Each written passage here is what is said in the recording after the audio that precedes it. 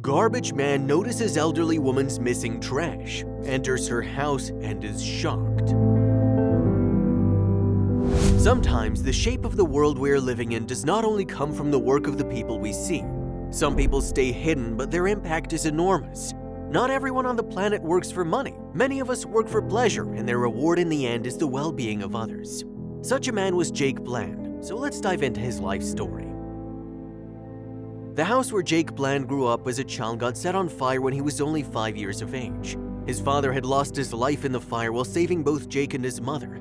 Since then, he had chosen his father as a role model. He understood the gift of life at such an early age, so he made a decision to dedicate his whole existence to the upbringing of those around him because he had felt the gratitude in his dad's gesture. He was an only child. His mother loved her husband to the moon and back, and after he was gone, she experienced great grief. It was impossible for her to find someone to love. They were alone, and therefore they took great care of each other and appreciated and respected each other immensely. Right after this unexpected accident happened, Jake and his mother decided to leave Lexington and move to Louisville to start a new life.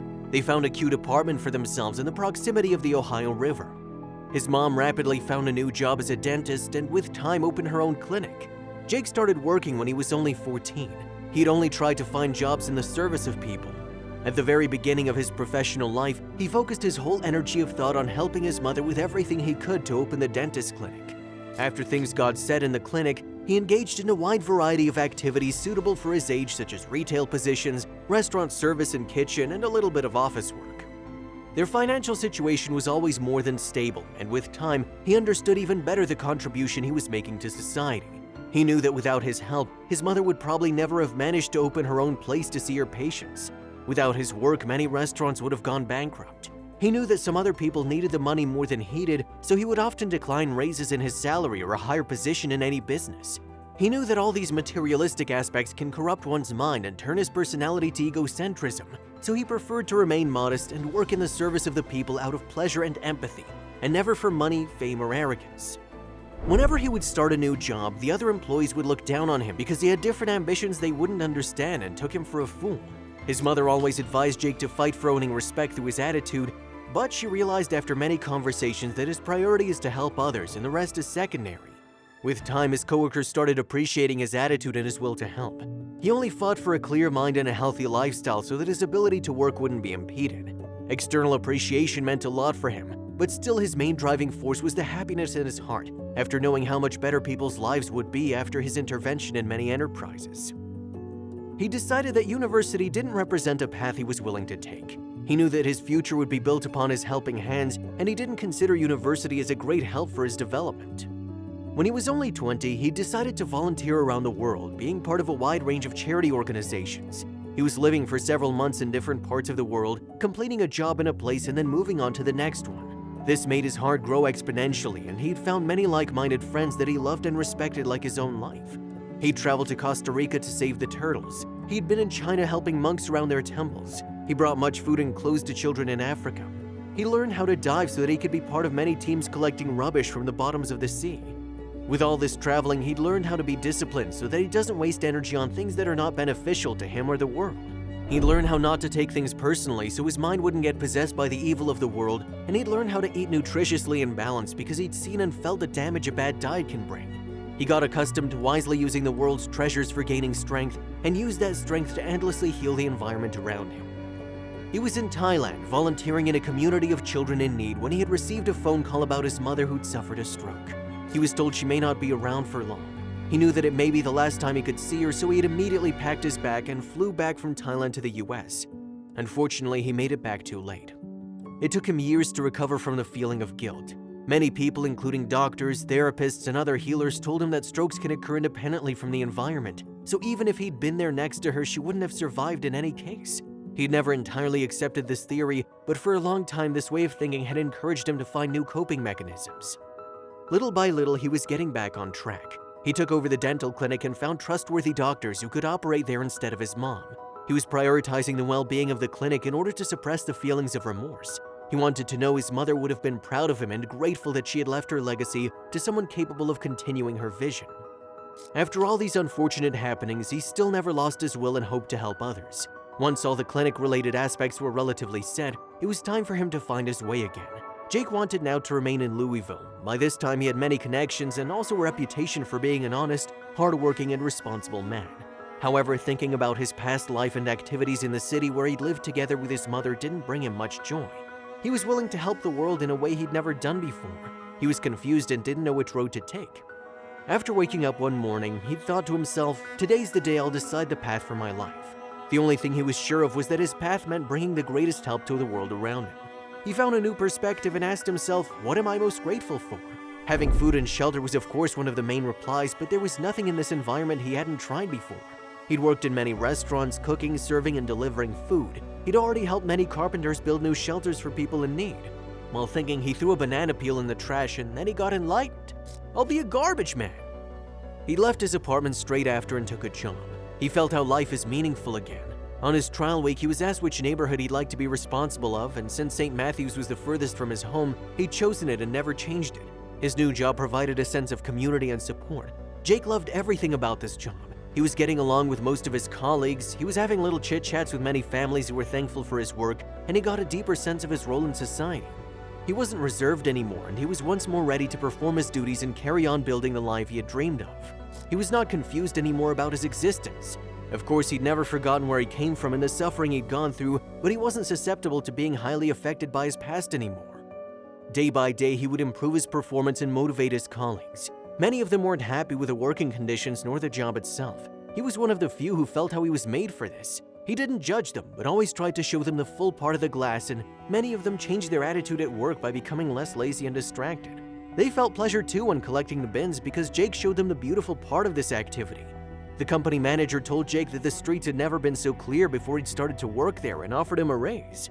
Jake politely declined, saying, "If you have extra money to give, hire someone else. They need the money more than I do. Or just spread it to the rest of the workers. Tim's wife just had a tough operation. He could use the money better than I could." Jake's job implied not only cleaning the streets, but also collecting garbage from people's homes every 2 days. When he'd arrive in front of their door, there was normally something to be taken away from every home. Sometimes there were exceptions when he'd have to continue his way without taking any bag with him, but it didn't happen often. One day he told Joseph, one of his colleagues, "Hey, have you noticed the blue house over there hadn't had anything to collect in the past 2 weeks?" "Not really. I'm only thinking about where to store and how to bring it to the recycling hall." "Like we do every day, no? We store it in the back of the truck and we bring it there by driving. Do you think they're burning their trash? I mean, even then, there's still some things like plastic that people don't normally burn in the city. I wonder what's up with them." "Jake, you're always thinking something new every day." Joseph laughed and left. He tried to raise this issue to some other colleagues of his, but it seemed like no one had a proper answer to his wondering. Since Jake understood that no one else was concerned to know why there was no garbage in front of this house, he'd taken things into his own hands. He slowly walked toward the house, and shortly before reaching the patio, he saw in front of him a middle-aged lady walking out of the house talking on the phone. They looked at each other, greeted each other, smiling with glances, and the lady continued her way to the street. She started talking right after passing by next to Jake, saying, "I did it again. We can go for a nice dinner tonight, but please." And she was then too far for Jake to hear what she continued saying. All these incidents weren't enough for him to draw a proper conclusion about what was going on. The man decided to be wise and wait for 2 more days until he'd act on it. He was expecting to see some garbage the next time he'd pass by this blue house. In the meantime, he'd asked all his colleagues if it had happened before that someone had no trash to be taken away for such a long time. All the people he asked had the same answer, that they basically never think of such things because the number of houses in the neighborhood is just too much to keep track of everyone's activity. He'd also tried to find out how many people were living in the house, but he was lacking authorization to such information. The only option he had was to wait and figure out for himself what his next step was going to be in order to solve the mystery. The 2 days flew by like the wind, and Jack was finding himself in the same situation. Because there was no garbage available, he was heading toward the house. As he was approaching the building, he'd seen the same lady looking at him through the kitchen window. He waved at her, and she came out and asked what the matter was. Jake replied with the truth, telling her that it seems odd to him how there's never almost any bin to be collected at the address, and he just wanted to make sure everything was all right. The lady turned passive-aggressive and, almost shouting at him, said, "Yeah, it's odd to me too to notice how you're messing up with things that shouldn't concern you. I assure you everything's all right in here." "Ma'am, I never meant to hurt anyone. I must admit I'm kinda new around and I was thinking maybe you have another location at this address?" "Yes, the garbage is always there where it should be. As a newbie, just try to stay out of business that doesn't concern you, okay?" Even if Jake had recently started the job, he was already advanced and thoughtful. He didn't have a lifelong experience as a garbage man, but he knew quite well how to recognize a precarious situation. He was sure this was one of them. The next day, Jake got fired based on unreasonable arguments. It was the first time in his life that someone fired him. Even though it was all so strange for him, he knew something was going on. He reached out to Joseph, asking him to borrow his spare uniform. At the beginning, Joseph didn't agree. He was afraid he was going to get fired too, but Jake convinced him that he sensed danger and he'd find out the truth, so there's no way Joseph could lose his job if he only helped his friend solve an issue. The next day, Jake was walking around the house and just watching the activity around it. He'd seen the lady going in and out. He'd waited another half an hour to make sure she wouldn't return, put on Joseph's uniform and rang the bell. It took quite some time until someone opened the door. He was pleased to see the friendly eyes of the house's inhabitant. "What can I do for you, young man?" the elderly lady asked. "Good day, miss. How are you? I'm one of the garbage men in charge of the neighborhood you're living in. I don't mean to interfere too much with your way of life, but I find it odd you almost never have a bin to collect. I was just wondering if everything's all right with you, that's all." Lady Anthony smiled and asked him in for a cup of tea. She told him her life story of how she became an independent painter and a successful one. She'd always supported herself with the art she was so proud of making. When she turned 70, she fell down the stairs in a supermarket and injured her head and many other parts of her body, including her hands. She wasn't able to paint anymore and her life had turned dreary. Miss Anthony had recently turned 90 and she was physically not able to leave her home. He found out that the only one she had in the world was his daughter, and the lady Jake would always see come and go. "Miss Anthony, this story's incredible. It's so inspiring talking to you, but how come there's never any trash?" "That's very simple, Jake. My daughter never loved me and now she takes advantage of me. She comes here almost every day and I give her some money to do groceries for me, but she never brings much. Last time she brought me a can of yogurt and a piece of bread for 3 days. That's terrible. Do you tell her that's not enough?" "I wasn't born yesterday, Jake," she laughed softly. "Of course I tell her. She tells me it's not true and I don't remember where I stored all the pasta, cheese, and steaks she brought in. My mind is lucid. I know she never brought those kinds of food into this home, but she wants to take revenge. I've lived my life, Jake. I don't want arguments anymore. If she wants my money, she can have it. I know I wasn't always there for her and the money we had wasn't sufficient. I was spending almost all I made for new brushes, paint, and canvases. She has the right to be mad at me. And to reply to your question, there's no garbage because I have no garbage. I haven't had toilet paper or a bottle of water in weeks." After finishing his tea, Jake knew what he had to do. He went to the grocery store and bought all the things he'd considered the lady needed. He'd returned her home and brought her everything. She almost burst into tears. She felt there weren't enough words to describe her gratitude. "You can't tell anyone about this. I wouldn't want my daughters to get into trouble. It's the least I can do." Jake respected Miss Anthony's decision and decided not to sue her daughter.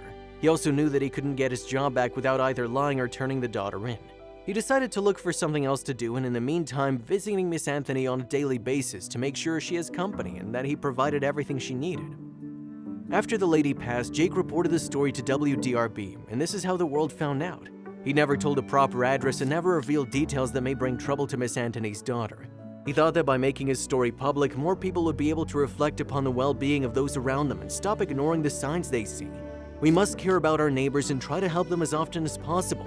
If we don't look at the sign, such isolated people like Miss Anthony could never be saved. It is our duty to be responsible. Share this story with everyone you know and make them understand how little gestures can make big changes.